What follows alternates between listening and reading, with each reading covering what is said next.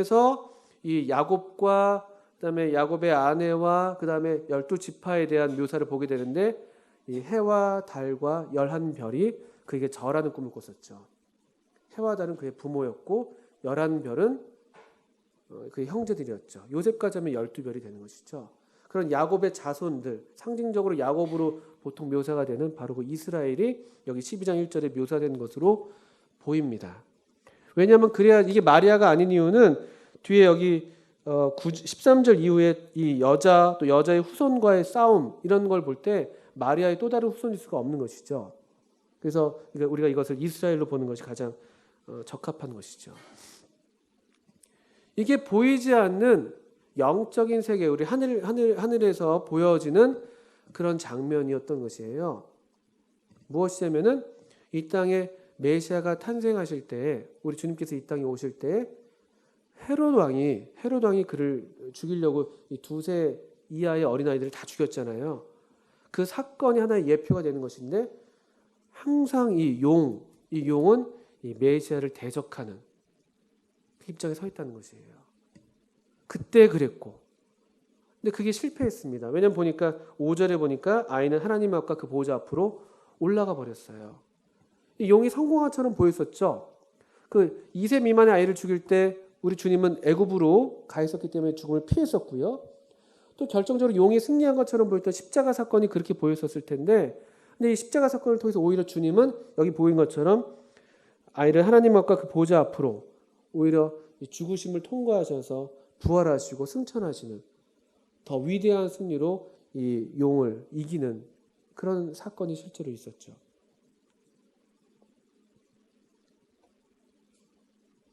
그리고 6절에 그 여자 이스라엘은 광야로 도망하는 그런 장면이 지금 묘사가 되고 있습니다. 이게 항상 이 용이 하는 일이에요. 메시아에 대한 대적. 메시아와 그에게 속한 어떤 무리들. 이게 항상 있었던 일이에요. 그 창세기 3장에서 예언됐던 것처럼 이 여자의 후손이 뱀의 후손의 머리를 짓밟을 거라는 그 예언 때문에 그랬겠죠. 이 여자의 후손을 물리치지 않으면 자기가 죽게 되는 상황이니까요. 이게 기본적으로 우리가 알아야 될 중요한 영적 세계의 원리예요.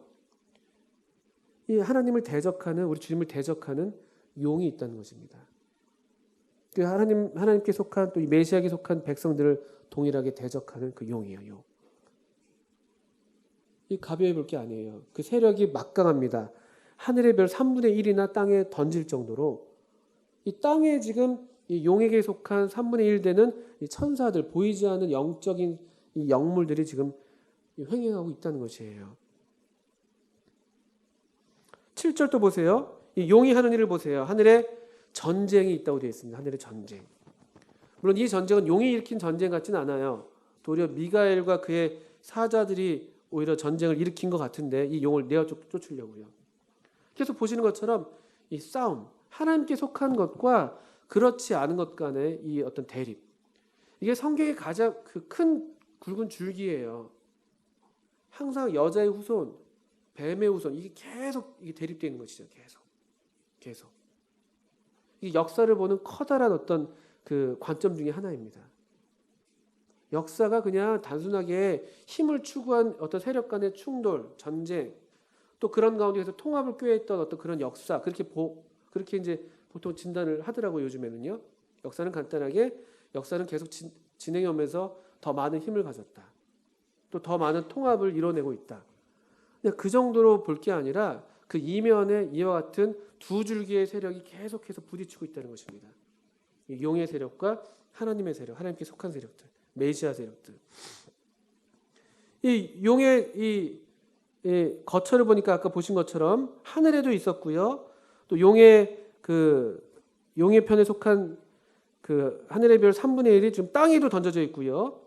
또 8절 보시니까요. 하늘에 전쟁이 있었는데 8절에 이기지 못해서 다시 하늘에서 그들이 있을 곳을 얻지 못한지라 큰 용이 내쫓기니 옛뱀 곧 마귀라고도 하고 사탄이라고도 하며 온 천하를 꿰는 자라 그가 땅으로 내쫓기니. 제가 볼 때 이것은 장래에 있을 일로 보여지는데 하늘에서 이제 있을 곳을 완전 잃어버리고 땅만 차지하는, 땅에서만 이제 나중에는 더 집중적으로 활동하는 그런 모습으로 보여지는데, 어떻든 지금 하늘과 땅이 이 악한 자, 용이라 불리는 이것에게 지금 속해 있다는 것이에요. 다른 성경 에베소서 2장 2절에서는 이 공중 권세 잡은 자라고 얘기하고 있죠. 공중 권세 잡은 자. 하늘의 권세를 잡고 있는 거예요. 소위 우리가 살아가고 있는 이 인류 역사의 일반적인 시간과 공간을 지금 그가 어쨌든 통제하고 있는 것이에요. 아직은 그의 나라인 것이에요. 아직은. 그런데 어느 한 날 되면은 하늘에서 있을 곳을 잃어버리게 되고요. 마침내는 이 땅에서도 있을 곳을 잃어버려서 그가 무적행으로 이제 잡혀가는 장면이 계시록 후반부에 또 나오는 것이죠. 계속 결국 이 역사는 이 둘이 대립돼서 하나님께서 이 악한 세력을 계속 물리쳐가는, 원래 주권자신 하나님께서 다시 자신의 주권을 완전하게 이 전 우주 가운데 들이우시는 그런 방향으로 가게 되어 있습니다. 이게 우리 그리스도인이 갖고 있는 역사관이고, 우리는 낙관적인 미래관을 갖고 있는 거예요. 궁극적으로는. 여기 이제 용의 특성을 좀 볼 수가 있잖아요. 이 7절 이후에 보게 되면요. 여러분 잘 보세요. 9절의 이 용의 특징. 이 용은 바로 그 창세기에서 하와를 꿰었던 그 뱀이에요. 옛뱀이라고 아주 딱 동일시하고 있죠. 그리고 마귀라고 합니다. 디아블로. 사탄이라고도 해요. 그가 하는 일이 뭐냐? 그의 이름이 뭐냐? 뭐라고 되어 있습니까? 9절에요. 속이는 자예요. 꿰는 자. 온 천하를 꿰는 자. 거짓말. 사탄이 이 용이 하는 일은요. 용의 존재 자체가 거짓이고요. 거짓의 아비이고 하는 일이 다 거짓이에요. 그냥. 여러분 잠깐 여기다 손을 넣으시고 요한복음 8장에 보시면요. 우리 주님께서 이 사탄의 실체를 아주 폭로하시는 장면이 있죠. 8장 44절이에요.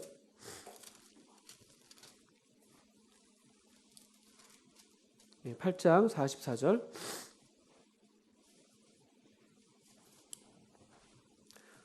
읽어보겠습니다. 너희는 너희 아비 마귀에게서 났으니 너희 아비의 욕심대로 너희도 행하고자 하느니라. 그는 처음부터 살인한 자요 진리가 그 속에 없으므로 진리에 서지 못하고 거짓을 말할 때마다 제 것으로 말하나니 이는 그가 거짓말쟁이요 거짓의 아비가 되었습니다. 놀라운 존재예요. 놀라운 존재. 거짓의 아비. 거짓을 말할 때마다 제 것으로 말한다. 사람 중에 이런 사람이 있을까 몰라요? 우리는 거짓말 할 때 있으시죠? 거짓말 하시죠? 어떻게 하세요? 거짓말을요? 내 것이 아니에요. 거짓말이에요. 원래. 내 것이 아닌 걸 우리가 겨우 억지로 지어서 만들어내서 거짓말을 만들잖아요. 우리도 알잖아요. 그게 거짓말인 거를. 근데 이 사탄은요. 놀라운 존재예요. 전 너무 신기한 것 같아요. 이런 존재가. 거짓을 말하는데 제 것으로 말한다. 지어내는 게 아니에요. 그냥 사탄은. 그냥 이 본질이 다 그냥 거짓이에요. 거짓. 여길 때도 거짓이고 저길 때도 거짓인 거예요. 이런 존재, 이런 존재. 희한한 존재예요. 예수님과 정반대예요. 예수님은 참이에요. 진리세요. 진리 그냥. 진리. 그 주님은 그냥 뭘 말씀하셔도 진리예요. 지어서 말씀하시는 게 없어요. 그냥 뭘 말씀하셔도 다 그냥 참된 말씀을 하시는 것이 옳은 말씀이고 참된 말씀인데 이 사탄도 지어서 말하는 건 없어요. 그러면서 참되다고 말할 수 있겠죠. 그런데 다 거짓이에요. 다. 일부러 뭐 지어서 말하는 것도 아닌데 다 거짓인 거예요. 이게 사탄이라는 존재예요. 사단이 온 천하를 꿰는 자예요. 그럼 똑같이 오늘날에도 이 사단이 하나님에 대해서 우리가 어떻게 할 수가 없기 때문에 이 하나님께 속한 바로 여러분들을 이렇게 공격한단 말이에요. 그 무기가 뭐냐? 첫째가 거짓이에요. 거짓.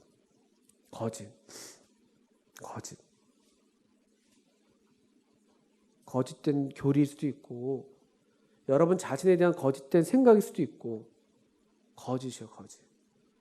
그러니까 속으시면 안 돼요. 특별히 우리 청년들 나에 대해서 하는 무수한 말들이 있잖아요. 내가 누구인가. 부모님이 나한테 하는 말들도 있고 회사에서 나한테 하는 말도 있고 학교에서 친구들이 나한테 하는 말들도 있고 그 말들이 다 진리이냐? 그렇지 않다는 거예요. 거짓된 세계 속에서 거짓말을 들으면서 사는 거죠. 어떤 때는 아주 우리를 무너뜨리는 말들도 있고, 어떤 때 우리를 지나치게 막 높이는 말들도 있고. 이거 아셔야 돼요. 거짓에 속으시면 안 돼요. 거짓에. 참된 것. 어떻게 하면 거짓을 이겨낼 수 있냐? 우리 8장, 아까 요한복음 8장 읽었었는데 그 앞에 주님께서 먼저 말씀하신 게 너희가 내 말에 거하면 참으로 내 제자가 되고 진리를 알지니 진리가 너희를 자유케 하리라 이런 말씀을 하셨죠. 진리요, 진리. 주님 말씀 가운데 있어야지 이 거짓을 이겨낼 수가 있습니다.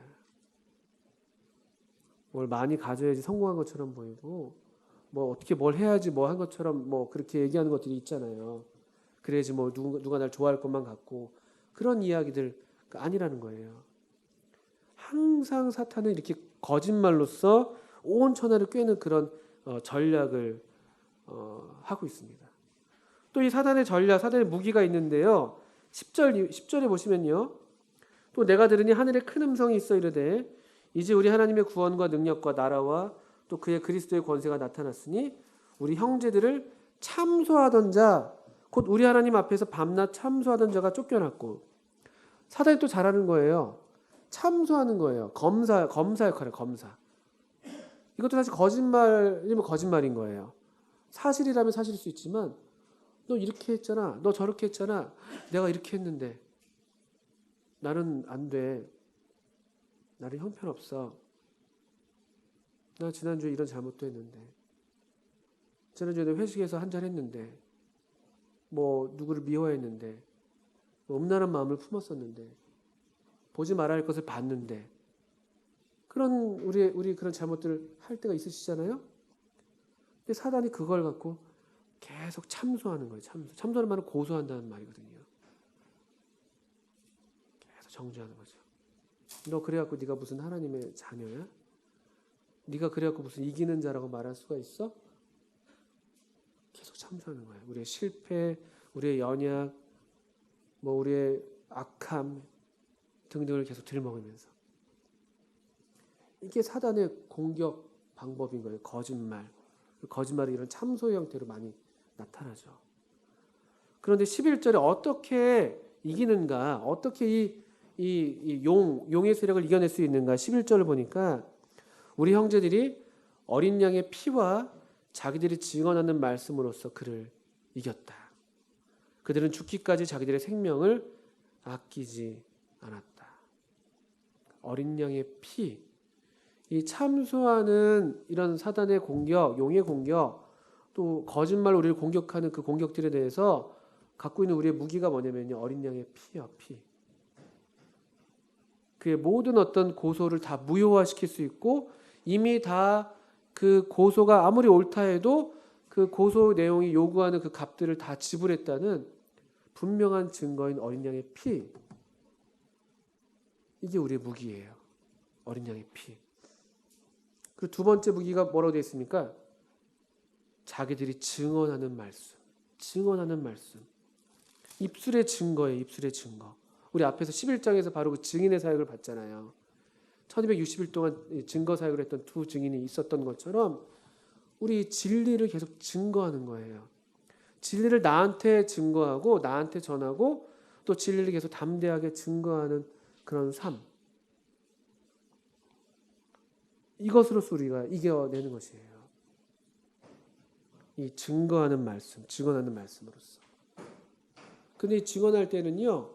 결과가 이때는 특히나 더 그런데 대가가 따르는데 뭐냐면은 죽기까지 자기들의 생명을 아끼지 아니했다.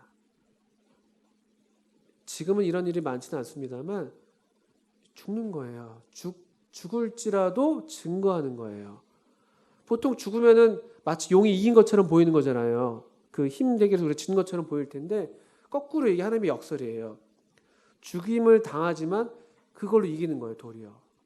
어떤 때는요 죽음이 더 큰 도전일 때가 있어요. 여러분 그래서 가끔 오늘도 이제 그 아까 처음에 말씀드렸습니다만 민주화 운동하시는 분들이 그 막 이런저런 형태를 하잖아요. 어떤 때는 뭐 평화 시위도 하고 뭐 데모 뭐 폭력도 하고 뭐 돌도 던지고 뭐 화염병 막 던지고 그랬단 말이에요. 근데 가장 강력한 시위 방법이 뭐였냐면요. 뭐 이게 꼭 옳은 건 아닙니다만 스스로 목숨을 버리는 그런 투신하는 일들이 덜어 있었어요. 강력하게 어떤 그 메시지를 전했던 것이죠.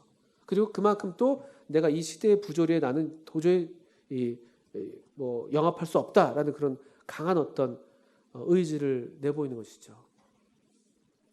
더 강한 어떤 증거가 되는 것이죠. 그런 경우들이 우리 역사 가운데 있었거든요. 이 순교도 사실 그런 의미가 있는 것이죠.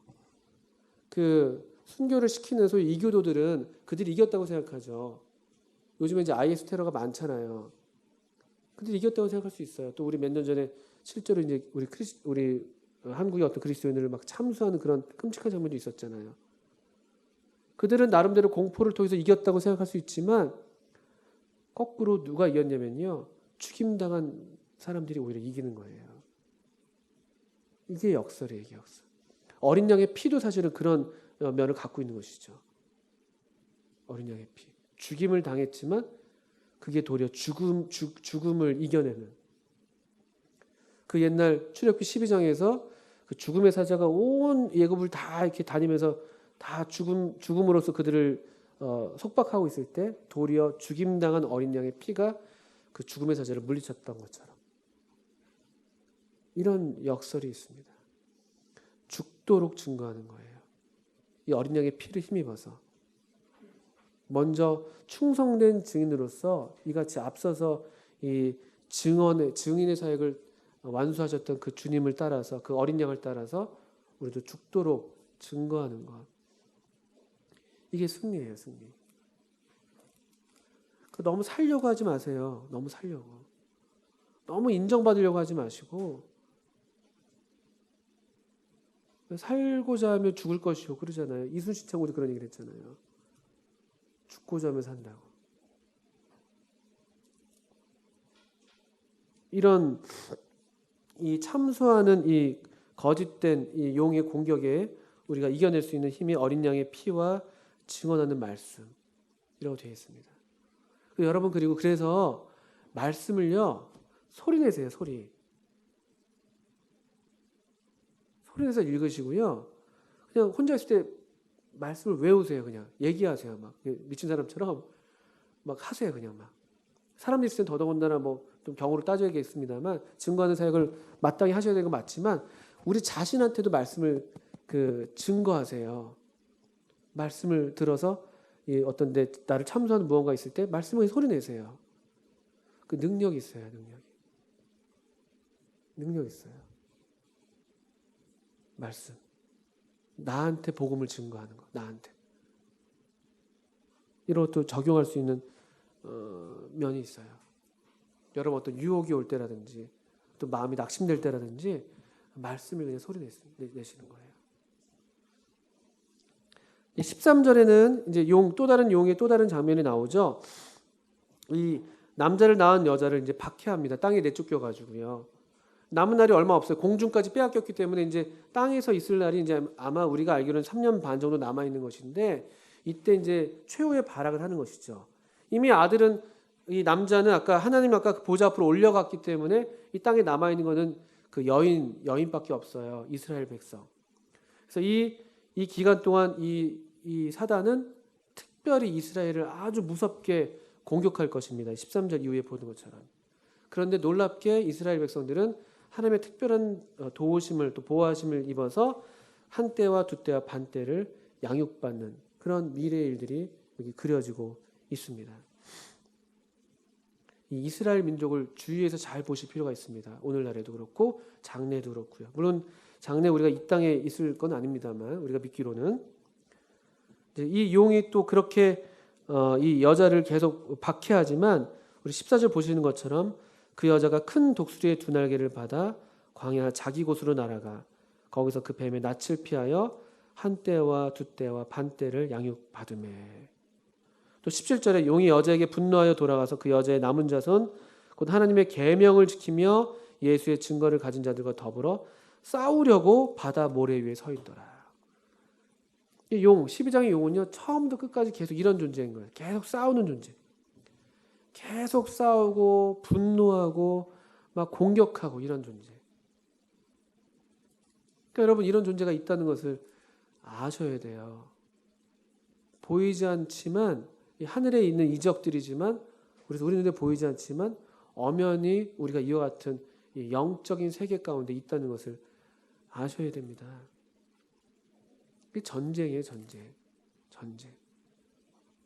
그거 아셔야 돼요. 그냥 허투루 사시면 안 돼요. 그냥 생각 가는 대로, 감정 가는 대로 그냥 여러분 자신을 그냥 이렇게 헐렁하게 두고 있으면요, 큰일 나요. 어린 양의 피와 증언하는 말씀, 이걸 지니고 계셔야 돼요. 이 진리의 말씀들. 주님 말씀 안에 거하는 것. 이거 안 그러면 그냥 우리 영혼이 그냥 막 가는 거예요. 떠돌아 다니는 거죠. 막 빼앗기기도 하고. 그냥 구원받았다고 여러분 그냥 그걸로 자신해서는 안 돼요.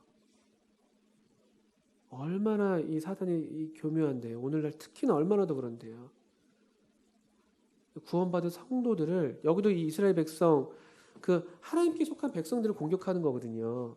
이때는 이스라엘밖에 없어요, 실제로요. 그리고 이제 이방인 신자들이 더러 있겠습니다만. 근데 지금은 여기 이 수많은 그리스도인들, 여러분들이 타겟이란 말이에요. 제가 타겟이에요. 그냥 있으면 별 생각 없이 그냥 핸드폰 만지다가요, 그냥 훅 가는 거예요. 별 생각 없이 그냥 뭐 인터넷 쇼핑 같은 거 하다 훅 가는 거예요. 그러니까 정신 차리셔야 돼요. 이 증언하는 말씀을 가지셔야 돼요. 증언하는 말씀. 전쟁 한가운데 있다는 것을 아셔야 돼요. 남들 하는 대로 하시다가 큰일 나요. 우리 이제 그거 말씀 좀 볼 거예요. 13장으로 좀 넘어가 볼게요. 이제 용 얘기가 12장에 나왔는데 13장에는 재밌는 짐승들 2마리가 나옵니다. 짐승 2마리예요. 첫째 짐승은 1절부터 10절까지, 두 번째 짐승은 11절부터 18절까지입니다.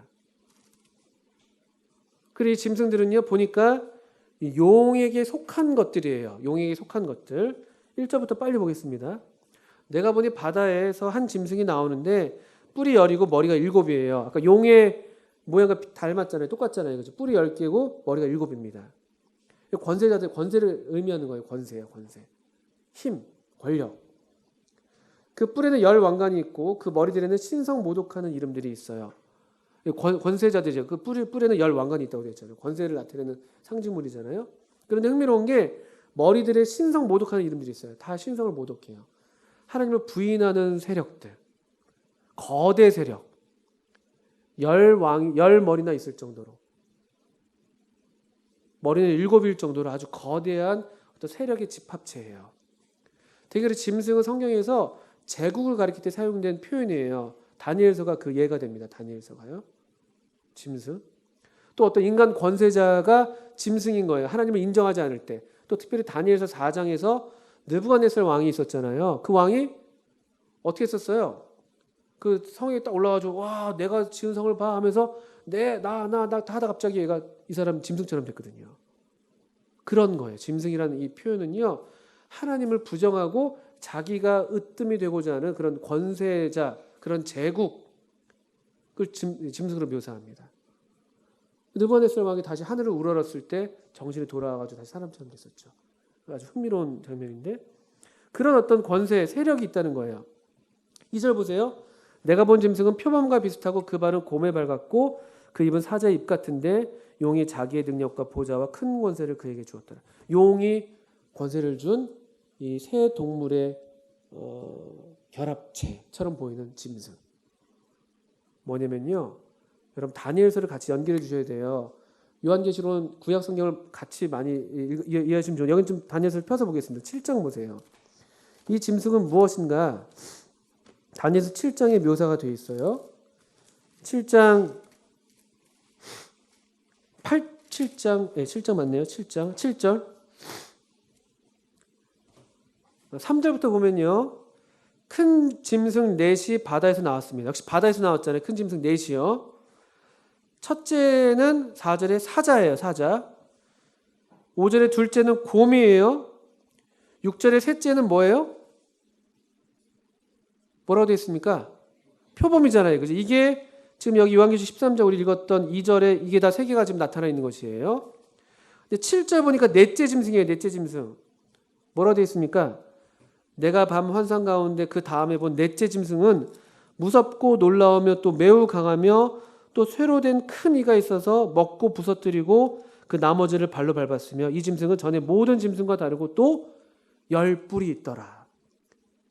이런 모양이 있습니다. 10뿔. 유사한 모양이죠. 우리 아까 10뿔이 있었잖아요. 그 바다에서 나온 짐승도요. 이 넷째 짐승에 대한 좀 더 설명이 7장 19절에 있습니다. 보세요. 다니엘 7장 19절. 이에 내가 넷째 짐승에 관하여 확실히 알고자 했으되 곧 그것은 모든 짐승과 달라서 심히 무섭더라. 그 이는 쇠요 그 발톱은 노시니 먹고 부서뜨리고 나머지는 발로 밟았으며 또 보세요. 그것의 머리에는 10뿔이 있고 그 외에 또 다른 뿔이 나오매 새 뿔이 그 앞에서 빠졌으며 그 뿔에는 눈도 있고 큰 말을 하는 입도 있고 그 모양이 그의 동류보다 커 보이더라. 내가 보니 이 뿔이 성도들과 더불어 싸워 그들에게 이겼더니 23절 모신자가 이처럼 이르되 넷째 짐승은 곧 땅의 넷째 나라인데 이는 다른 나라들과는 달라서 온 천하를 삼키고 밟아 부서뜨릴 것이며 그 10뿔은 그 나라에서 일어날 10왕이고 그 외에 또 하나가 일어나리니 그는 먼저 있던 자들과 다르고 또 새 왕을 복종시킬 것이며 그가 장차 지극히 높으신 이를 말로 대적하며 또 지극히 높으신 이의 성도를 괴롭게 할 것이며 그가 또 때와 법을 고치고자 할 것이며 성도들은 그의 손에 붙임 바 되어 얼마 동안요? 한 때와 두 때와 반 때를 지내리라. 3년 반이죠. 3년 반. 이 넷째 짐승에 대한 설명이 다니엘서 7장에 있잖아요. 그런데 이 넷째 짐승에 대한 이 유사한 것이 요한계시록 우리가 지금 읽고 있는 13장 2절 이후에 나온 이 1절 이후에 나온 바다에서 나온 한 짐승. 그러니까 넷째 나라로 불리는 거대 제국 새 거대 제국이 가고 나서 넷째 나라로 불리는 이 어떤 제국, 이 짐승이라는 거예요. 많이 닮았죠? 또 3절 계속 보겠습니다. 13장 돌아오셔서 용에게 속해 있는 세력이에요. 그 바다에서 나오고 10뿔과 7머리를 갖고 있습니다. 10왕들의 연합체예요. 10왕들의 연합체. 근데 그 중에 한 새로운 뿔이 난다고 되어 있고요. 그 뿔이 일어나니까 새 뿔이 넘어진다고 되어 있죠. 그런 이제 어떤 사건이 예언되어 있습니다. 13장 3절입니다. 또 어떤 일을 행하냐면요. 그의 머리 하나가 상하여 죽게 된 것 같더니 그 죽게 되었던 상처가 나음에 온 땅이 놀랍게 여겨 짐승을 따르고 용이 짐승에게 권세를 주므로 용에게 경배하며 짐승에게 경배하여 이르되 누가 이 짐승과 같으냐 누가 능히 이와 더불어 싸우리요 하더라. 또 짐승이 과장되고 신성 모독을 말하는 입을 받고 또 42달 동안 일할 권세를 받으니라. 42달은 한때, 두때 반이에요. 3년 반이에요. 그러니까 다니엘 7장의 넷째 짐승이 여기 나온 짐승으로 우리가 같이 이해할 수 있는 것이죠. 이 어떤 큰 권세자인 거예요. 큰 권력인 거예요. 큰 파워가 등장하는 거예요. 근데 놀랍게도요. 그가 어떤 쇼를 벌이는데 3절 보이는 것처럼요. 부활쇼를 보여요. 부활쇼. 죽었다가 상처가 나아요. 온 땅이 놀랍게 여기고 다 따르는 거예요. 누가 이 짐승과 같으리. 전 세계적인 지지를 받아요. 전 세계적인 지지를 받는 어떤 뭔지 모르지만 어떤 세력. 그리고 거의 죽은 것처럼 보였었는데 되살아나는 그것이 물리적인 정말 사람의 생명이 정말 죽었다 살아나는 그런 모양일지 아니면 그 세력이 다 패망한 것처럼 보였었는데 다시 새롭게 일어나는 어떤 그런 모양일지 그건 알 수 없습니다만 그런 패턴을 갖고 있다는 것이죠. 이 말씀이 얼마나 정확한지 보세요. 그리고 이 전 세계적인 지지를 받는 이 모양을 보시란 말이에요. 이게 비록 이제 장래에 일어날 일이라서 오늘날 우리랑은 직접적으로 상관이 없다 할지라도 이런 용의 세력, 이런 용의 어떤 공격은 여러 모양으로 지금도 우리 주변에 있단 말이에요. 그리고 되게 아주 대중적이고 다수가 지지하는 모양이 될 거란 말이에요. 그러니까 정신 차리지 않으면요. 훅 간단 말이에요. 보기에 너무 멋지고 좋아 보인단 말이에요. 이게 진짜라고 보이고. 그런데 이 짐승이 하는 일 보세요. 6절 이후에 짐승이 입을 벌려 하나님을 향하여 비방하고 그의 이름과 그의 장막 하늘에 사는 자들을 비방하고 권세를 받아 성도들과 싸워 이기게 되고요. 각 족속과 백성과 방언과 나라를 다스리는 권세를 받습니다. 그래서 이 짐승에게 8절에 보니까 이 죽임을 당한 어린 양의 생명책에 창세 이후로 이름이 기록되지 못하고 이 땅에 사는 자들은 다 경배하게 되는 거예요. 다. 정말 이 시기에 정말 하나님을 믿은 그런 사람이 아니고서는 다 경배하는 거예요. 다. 전 세계적인 어떤 그런 지지를 받는 그런 모양이라는 것을 보게 되는 것이죠. 이때에는 그냥 그 생명책에 기록된 사람들은 죽임 당하는 거예요. 10절의 말씀이 그것인데요. 그냥 사로잡힌 자는 사로잡히는 것이고 칼에 죽을 자는 마땅히 칼에 죽을 것이다. 그게 성도의 인내라는 거예요. 이때를 살아갈 성도들은 그냥 칼에 죽임을 당하고 사로잡히게 된다는 거예요. 그렇게 함으로써 그 인내를 이 시기를 견뎌내야 된다는 것이죠. 그냥 안 그러면 그냥 경배하는 거예요. 이 짐승에게. 이런 저는 청년 형제자매께 말씀드린 게 뭐냐면요. 경고하는 게 뭐냐면요. 다수가 더 옳지 않다는 거예요. 여론조사를 다 믿지 마세요. 다수가 정답은 아니에요. 그리고 그런 시대는 더 좀 올 거예요. 더. 완전 그냥 절대 다수 그냥. 감히 다른 의견을 낼 수 없는 그런 시기 층을 겪고 있잖아요.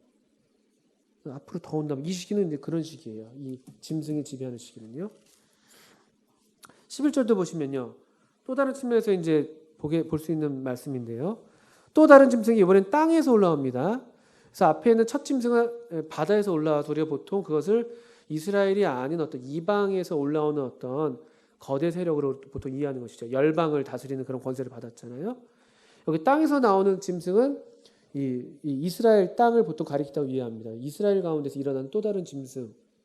어떤 모양이냐 보니까 어린 양같이 두 뿔이 있어요. 유사 그리스도예요. 유사 그리스도. 모조 그리스도. 예수님을 흉내내는 거예요. 예수님 흉내내는 거죠. 그때는 이제 왜냐하면 이 이스라엘 사람들도 얼마간 우리 예수님이 정말 메시아인 걸 이제 다 인정하는 그런 시기가 되고 있는 것이기 때문에 이스라엘 사람들이 지지를 받으려면은 어린 양 같은 모습으로 나와야 되는 거예요.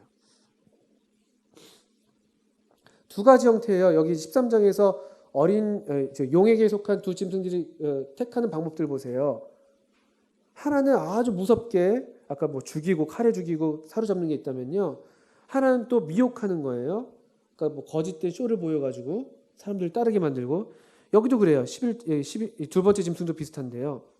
어린 양같이 생겼단 말이에요. 아주 유사 그리스도. 근데 용처럼 말을 해요. 용처럼. 근데 말하는 걸 들어보니까 용 같아요. 두 가지 의미가 될 수 있겠죠. 용처럼 신성 모독하는 말을 한다는 의미가 될 수도 있겠고 과장되고 아주 또는 말을 잘한다는 그런 의미가 될 수도 있겠고 12절 그가 먼저 나온 짐승의 모든 권세를 그 앞에서 행하고 땅과 땅에 사는 자들을 처음 짐승에게 경배하게 하니 곧 죽게 되었던 상처가 나은 자니라. 이 둘째 짐승이 하는 일은 뭐냐면 사람들에게 첫째 짐승을 선전하는 일을 하는 거예요. 보라고 이 처음 짐승에게 경배해야 돼. 이것 같은 게 없어 하면서 선전하는 일을 하는 거예요. 선전. 대중매체를 통해서 언론을 통해서 이 첫째 짐승을 막 과장하고 선전하는 그런 일을 하는 것이죠. 또 이적을 행해요. 심지어 이적까지 행합니다. 큰 이적을 행하되 심지어 사람들 앞에서 불이 하늘로부터 땅에 내려오게 합니다. 또 짐승 앞에서 받은 바 이적을 행함으로 땅에 거하는 자들을 미혹하며 땅에 거하는 자들에게 이르기를 칼에 상하였다가 살아난 짐승을 위하여 우상을 만들라. 이적을 행해서 사람들 마음을 확 잡아서 우상까지 만들게 해요. 어떤 신상을 만드는 것이죠. 신상을.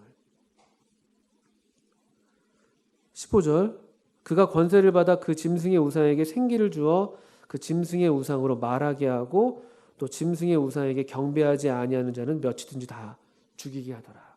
미혹한 다음에 거기에 굴하지 않으면 또 죽이는. 항상 이 두 가지 방법이 같이 오는 거예요. 회유하거나 협박하거나. 그리고 또 하나 중요한 제재 방법을 택하는데요. 16절 이후에 우리가 잘 아시는 말씀이에요. 그가 모든 자 곧 작은 자나 큰 자나 부자나 가난한 자나 자윤이나 종들에게 그 오른손에나 이마에 표를 받게 하고 누구든지 이 표를 가진 자 외에는 매매를 못하게 하니 이 표는 곧 짐승의 이름이나 그 이름의 수라. 지혜가 여기 있으니 총명한 자는 그 짐승의 수를 세어보라. 그것은 사람의 수니 그의 수는 666이다. 이 짐승이라고 얘기하고 짐승의 수는 사람의 수라고 얘기하잖아요. 그러니까 짐승이라고 얘기하고 있는 이 일들은 사실 다 사람들의 이야기라는 거예요. 사람들이요. 인류 역사가 이렇게 된다는 것인데요. 이 짐승이 택하는 또 하나의 방법은요. 경제권이에요. 경제권. 경제. 간단히 말하면 돈이요. 돈. 그죠? 보시는 것처럼 돈이잖아요. 이마나 손에 오른손이나 이마에 표를 받게 한대요. 원래 이 유대인들에게는 이마나 오른손에 뭐가 있어야 되죠? 말씀을 달게 돼 있었잖아요. 잘 보셔야 돼요. 말씀 대신에 여기 말씀이 있어야 될 자리에 돈을 두는 거예요. 돈을요. 그렇게 하게 하는 거예요. 그렇게. 그런 의미를 익히는 것이죠. 또 그래서 경제활동에 이제 제약을. 경제활동 또는 경제가 아주 거의 이걸 이제 틀어막고 이것을 사람들이 이제 회유하는 것이죠. 저는 이게 우리 오늘날 모습과 크게 다르지 않다고 생각해요. 앞으로는 더 이게 심해진다는 거예요. 이건 지금 우리는 아니야. 이게 아니라 지금도 우리가 이런 모습을 본단 말이에요. 이것이 무슨 베리칩일 수도 있고 그럴 수도 있겠죠. 요즘에 롯데월드 이타원 거기서 그 이때며 이 핏줄로 인식하는 거 생겼다며 무인 편의점 보셨어요? 이거는 저기 뭐라고 그러죠 그거? 그 거짓말 아니에요. 요즘에 그 뭐라고 그러죠 그거? 뉴스 중에서 사실이 아닌 뉴스들 막 돌아다니잖아요. 그거 아니더라고. 이거는 신문에 나왔더라고요. 정말 조선일보에 나오고 동아일보에 나왔더라고요. 그런 거라고 보통 얘기도 할 수 있죠. 그런 걸 얘기도 합니다. 어쨌든 경제 활동을 틀어막는 것이죠. 이거 하지 않으면은 이 표를 받지 않으면 매매를 못하게 하는 것이죠. 또 이 표를 받고 경배하게 하는 것이고.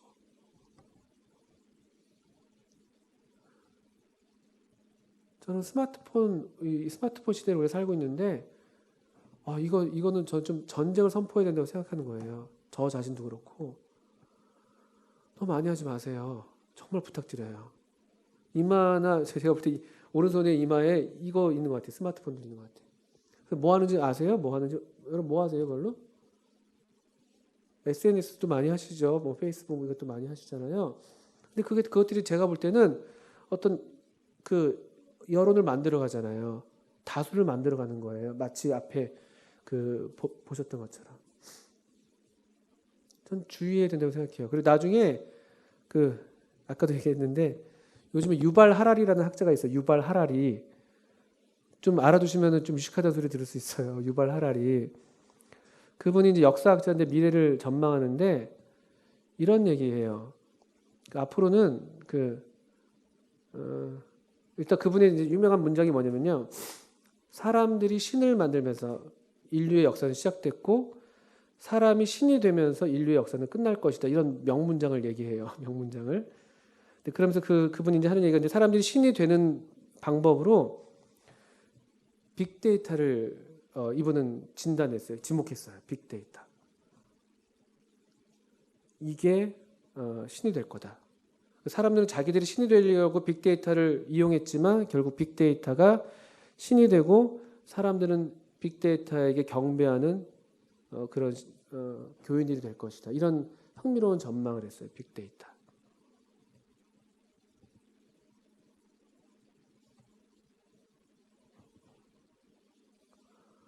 여러분 이 오른손과 이마에 핸드폰 들고 다니시면서 뭐 하세요? 다 빅데이터에 기여하고 있잖아요. 여러분보다 구글이나 페이스북 여러분 더 잘 안돼요. 이젠 그런 얘기예요. 여러분이 거기서 그런 얘기하는데 내가 내 아내를 아는 것보다 페이스북이 내 아내를 더 잘 안다. 다 만들 수 있어요. 여러분들이 어떻게 하면은 여러분들의 어떤 생각을 바꿀 수가 있고 사상의 흐름을 만들어낼 수가 있고 투표에도 이제 요즘에 미국도 한참 난리잖아요. 투표 누굽니까 FBI 수사 러시아 관계된 것 때문에 그렇게 다 하는 거예요. 막 얼마든지 할 수 있다고 그러더라고요. 그분 얘기가. 그분은 무신론자예요. 그 역사를 공부하다 보니까 그런 것들을 보게 되는 것이죠. 우리 오늘날을 보고. 저는 좀 무서워요. 그래서 우리 청년들이 너무 스마트폰을 많이 하는 것 같아서 저는 좀 무서워요. 사실은 걱정돼요. 그리고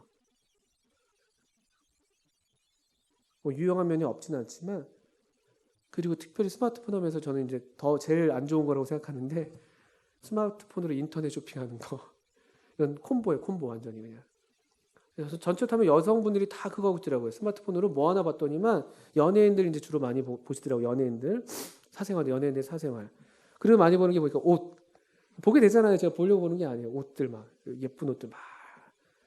남자들은 뭐 하십니까? 게임 이제 막 게임 엄청 하시고 막.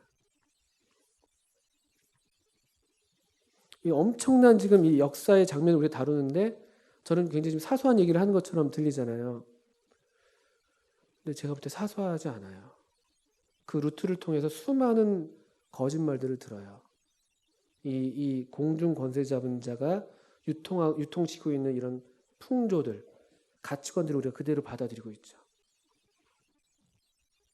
전 작다고 생각하지 않아요. 잘 하셔야 될 거예요. 페이스북을 최근에 게시한 황민 친구 맺었어요. 친구. 아주 절제하시지 않으면은 절제하셔야 됩니다. 절제하지 못할 바에는 더 조치를 취하셔야 될 거예요. 저도 요즘에 학교 가면요, 이거 습관이잖아요, 습관. 그저 서랍에 넣어놔요. 저도요. 이거 저 신경 쓰고 있어요. 나름대로 서랍에 넣어놔요.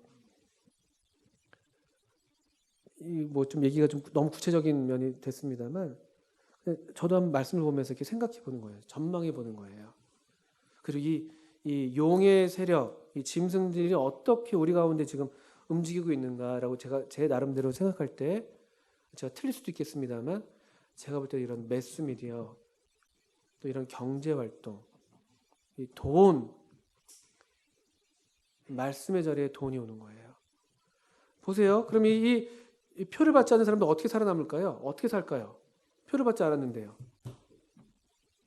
어떻게 살까요? 광야에 가는 거예요. 광야에. 그 12장에 광야로 보내시잖아요. 광야로요. 광야로.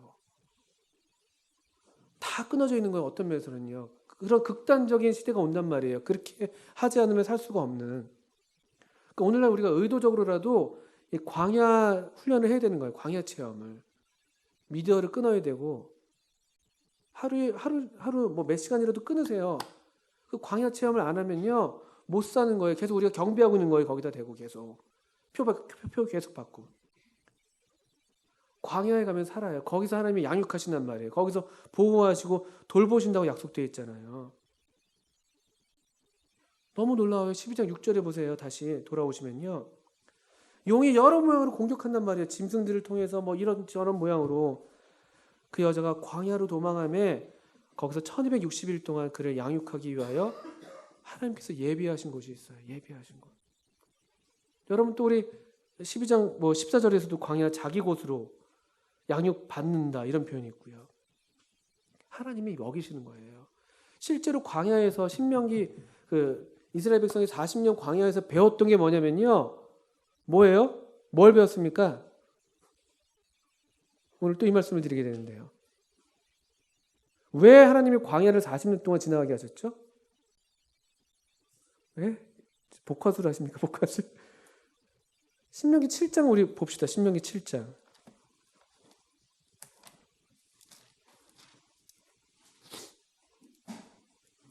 8장. 신명기 8장이네요. 신명기 8장. 8장 2절. 3절. 4절. 내 하나님 여호와께서 이 40년 동안에 너에게 광야길을 걷게 하신 것을 기억하라. 이는 너를 낮추시며 너를 시험하사 네 마음이 어떠한지 그 명령을 지키는지 지키지 않는지 알려 하심이라. 첫 번째 순종 훈련, 순종 시험. 광야는 순종의 시험의 장소였습니다. 순종하기를 바라시는, 순종을 가르치시는. 3절 너를 낮추시며 너를 줄이게 하시며 또 너도 알지 못하며 네 조상들도 알지 못하던 만나를 너에게 먹이신 것은 사람이 떡으로만 사는 것이 아니요 여호와 입에서 나오는 모든 말씀으로 사는 줄을 네가 알게 하려 하심이니라. 이 40년 동안에 네 의복이 헤어지지 아니하였고 네 발이 부르트지 아니하였느니라. 떡으로만 사는 것이 아니다. 여호와 입에서 나오는 모든 말씀으로 사는 것. 이거 배워야 되는 거예요. 떡 없어서는 안 되는 것이지만 떡이 전부는 아니란 말이에요. 하나님 말씀이 양식이 돼야 돼요. 이거 없으면 우리 죽어요. 우리 그리스도인들 죽어요. 살아있으나 죽은 자 같이 되는 거예요. 그냥 이름은 그리스도인이지만 광야에서 만나 못 먹었으면 죽는 거예요. 만나 못 먹으면. 거꾸로 말하면은 이 세상이 우리가 경배하지 않고 표를 받지 않아도 광야에 가면요. 거기서 우리를 먹이시는 만나가 있단 말이에요. 그걸 배우셔야 되고 그 하나님을 만나셔야 되고 그 하나님만 섬겨야 된다는 거예요. 이거 못 배우면 우리가 오늘날 비록 저 시기에 저런 비참하고 무서운 상태는 아니겠습니다만 우리가 그냥 우리도 모르게 그냥 계속 경배하는 이 짐승에게 경배하는 용에게 경배하는 그런 삶을 살게 될지도 몰라요. 우리가 알아요. 그리고 그런 삶. 그리스도인이 그런 삶을 살 때 놀랍게도요. 우리가 주님의 심령이 있잖아요. 성령님이 계시잖아요. 우리가 그런 그리스도인을 보면요. 이런 표현을 써도 될지 모르겠지만 우리도 역겨워요. 그렇지 않아요? 주님이 라오디게아 교회를 향해서 말씀하실 때 차든지 더없든지 해라. 그렇지 않으면 내가 너를 내 입에서 토해야 된다고 그러잖아요. 그 표현이 뭐냐? 역겨워한다는 말씀, 역겹다는 말씀이에요. 얼마나 무서운 말씀이에요. 근데 그리스도인이라고 하는데 하나님의 백성이라고 하는데 그 이마에 표를 받고 손에다 표를 달고 그냥 말씀 대신에 돈을 따르고 하나님 말씀 대신에 사람들의 말들 이 진리의 말씀을 증거하기보다는 남들이 하는 말을 그냥 귀에다 듣고 따라서 하는 그런 삶을 살 때 우리도 똑같이 그렇게 느껴요. 나 자신도 나에 대해서 그렇게 될 것이고 내가 나에 대해서 만족할 수가 없고 신기해요. 우리가 먹을 양식이 따로 있다고요. 주님이 알지 못하는 양식이 있다고 말씀하셨잖아요. 개들이나 자기들 똥 먹고 사는 거예요. 안 그러면 우리도 이 하나님 하늘을 향해서 고개를 들지 않으면 제대로 머리 숙여야 할 분에게 머리 숙이지 않으면 제대로 손과 이마에 있어야 될 것이 있지 않으면요. 우리도 느부갓네살처럼 짐승 되는 거예요. 짐승. 짐승인 거예요. 그게. 그리고 그런 시대, 그런 통치, 그런 나라 짐승인 거예요. 성경은 그런 나라들을 짐승이라고 묘사하고 있어요. 그러니까 짐승이 될 것이냐 정말 사람다운 사람으로 하나님 앞에 경배할 것이냐 이게 뭘 먹냐예요. 뭘 먹냐. 이 만나 광야에서 만나를 먹지 않으면 우린 죽어요.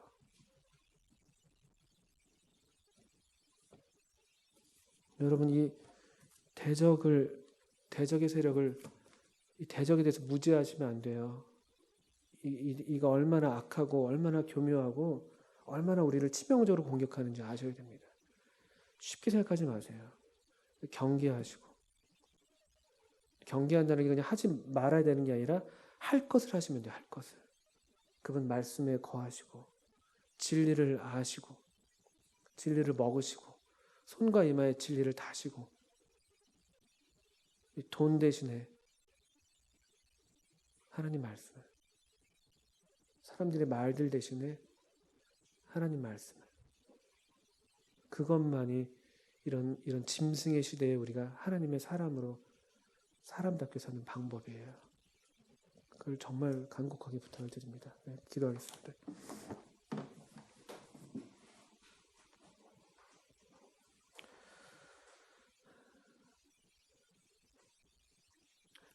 하나님 아버지 참 진리의 성령으로 우리 청년들 10년 가운데 역사하셔서 우리를 진리로 또 아버지께서 우리에게 은혜를 주신 모든 것들에게로 우리의 심령을 향하게 하시고 새롭게 해주시기를 기도합니다.